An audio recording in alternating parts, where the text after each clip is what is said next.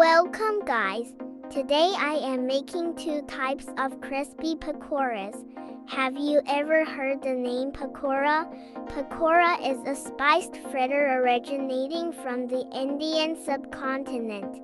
They are sold by street vendors and served in restaurants in South Asia and UK. Do you know the ingredients of pakoras? Usually vegetables, a spiced batter, spices, onion, chicken, arby, eggplant, potato, chili pepper, spinach, paneer, cauliflower, mint, plantain or baby corn are the common ingredients for making pakoras. Tips to make crispy pakoras.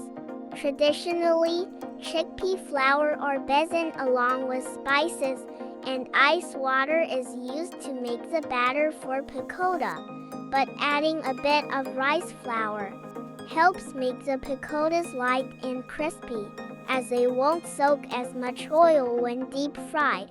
Many thanks for watching.